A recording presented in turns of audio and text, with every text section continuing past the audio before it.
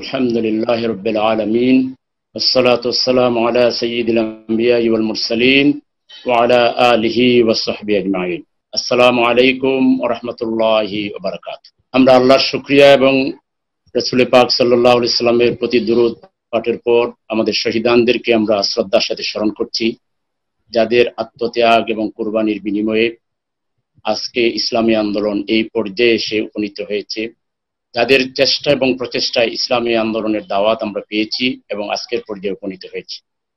তাদের শাহাদাত যেন আল্লাহ তাআলা কবুল করেন, তাদের আত্মত্যাগের বিনিময়ে যেন এই জমিনকে আল্লাহ দ্বীনের জন্য কবুল করেন, তাদের উত্তরসূরিদেরকে যেন তাদের মতো করে দ্বীনের পতাকাবাহী, কালেমার পতাকাবাহী হিসাবে রাখেন এবং আরো অগ্রসরতা দান করেন। আল্লাহ সেই দোয়া করছি।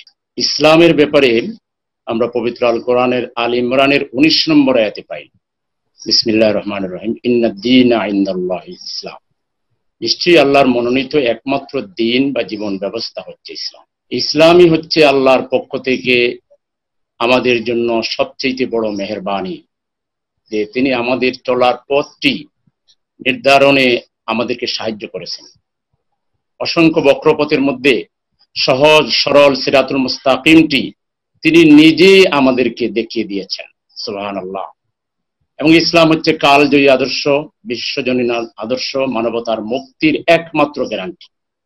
আজ পর্যন্ত ইসলামের বাইরে কোনো মতবাদ, কোনো আদর্শ ইসলাম যেভাবে সুবিচার কায়েম করেছিল, উন্নত মানুষ তৈরি করেছিল, ন্যায়পরায়ণতা কায়েম করেছিল, সমাজ থেকে দুর্নীতি এবং সব ধরনের অশ্লীলতা, ব্যয়াপনা, খুন খারাপি সবকিছুকে যেভাবে উৎখাত করতে পেরেছিল, শান্তি এবং নিরাপত্তার যে গ্যারান্টি ইসলাম দিয়েছিল, আজ পর্যন্ত এরকম একটি সমাজ প্রতিষ্ঠা অন্য কোনো মতবাদের মাধ্যমে হয়েছে আমরা চ্যালেঞ্জ করে বলতে পারি সেটি কখনো হয়নি আর কখনো হবে না। আল্লাহ তাআলা ইসলামের মধ্যেই পূর্ণাঙ্গ নিরাপত্তা, শান্তি, উন্নতি, মর্যাদা, সম্মান সব তিনি নিহিত রেখেছেন।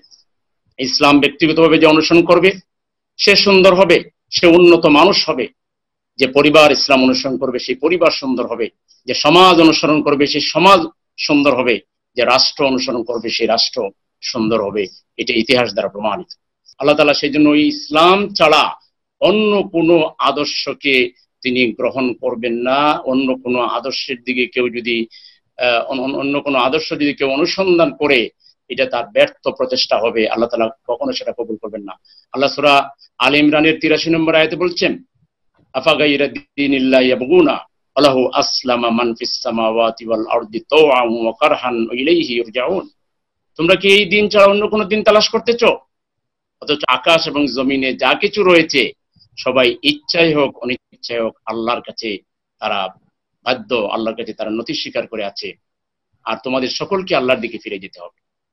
সূরা আল ইমরানের 85 নম্বর আয়াতে আল্লাহ বলেছেন, আমাই ইয়াবতাগি গায়রাল ইসলামি দীনান ফালান ইউকবালা মিনহু ওয়া হুয়া ফিল আখিরাতি মিনাল খাসিরিন। কেউ যদি ইসলাম ছাড়া অন্য কোনো মতবাদ, অন্য কোনো আদর্শ অনুসন্ধান করে, আল্লাহ সেটা কখনোই অ্যাকসেপ্ট করবেন না।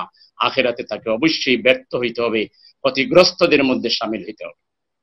আল্লাহ রাব্বুল আলামিন, আমরা তার শুকরিয়া আদায় করি, আমাদেরকে তিনি এই ঈমানের পথে, ইসলামের পথে, এই হেদায়েতের পথে, এই জান্নাতের পথে তিনি আমাদেরকে কবুল করেছেন। আল্লাহ যেন আমাদেরকে এই ঈমান এবং ইসলামের পথেই আমাদের মৃত্যু নসিব করেন। আল্লাহ এটা বলেছেন, ইয়া আইয়ুহাল্লাযিনা আমানুত্তাকুল্লাহা হাক্কা তুকাতিহি ওয়া লা তামুতুন্না ইল্লা ওয়া আনতুম মুসলিমুন। হে ঈমানদাররা, তোমরা আল্লাহকে যেভাবে ভয় করা দরকার সেভাবে ভয় করো, আর মুসলমান না হয়ে তোমরা মৃত্যুবরণ করো না। অতএব ইসলাম আমাদের চেতনা, ইসলাম আমাদের প্রেরণা, ইসলাম আমাদের জীবন, ইসলাম আমাদের মরণ। যা কিছু কপালে আমাদের ঘটুক, আমরা ইসলাম থেকে চুল পরিমাণ বিচ্যুত হব না, হব না, হব না, ইনশাআল্লাহ। কেন ফেরেশতারা আমাদের বন্ধু হিসেবে দুনিয়াতেও আমাদের সাহায্যকারী, আখিরাতেও তারা আমাদের বন্ধু। তারা আমাদেরকে বলে, তোমরা দুশ্চিন্তা করো না, তোমরা জান্নাতি, জান্নাতের সুসংবাদ দেওয়া হচ্ছে। সুতরাং এই ইসলাম আমাদের জীবন, এই ইসলাম আমাদের মরণ। এই ইসলামের প্রতি ছিলাম, এই ইসলামের প্রতি আছি। এই ইসলামের জন্য যদি আমাদের জীবন দিতে হয়, আমরা 100 বার জীবন দিতে প্রস্তুত আছি। একটি মুহূর্তের জন্য এই ইসলাম থেকে বিচ্যুত হয়ে দুনিয়ার কোনো লোভ লালসার পিছনে, মরিচিকার পিছনে আমরা যাব, এটা কল্পনা করা যেতে পারে না।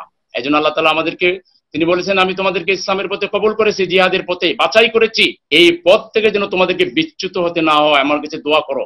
রব্বানা লা তুজিগ কুলুবানা বা'দা ইয হাদাইতানা ওয়া হাব লানা মিন লাদুনকা রাহমা ইন্নাকা আনতাল ওয়াহ্হাব। হে প্রভু, একবার যখন মেহেরবানি করে হেদায়েত দিয়েছো, আর আমাদেরকে গুমরাহির পথে, বিভ্রান্তির পথে নিও না। তুমি তো ওয়াহ্হাব, তুমি তো দাতা, তোমার অনবরত অবিরত রহমত আমাদের জন্য বর্ষণ করো, আমাদেরকে হেদায়েতের উপরে সাবিত কদম রাখো।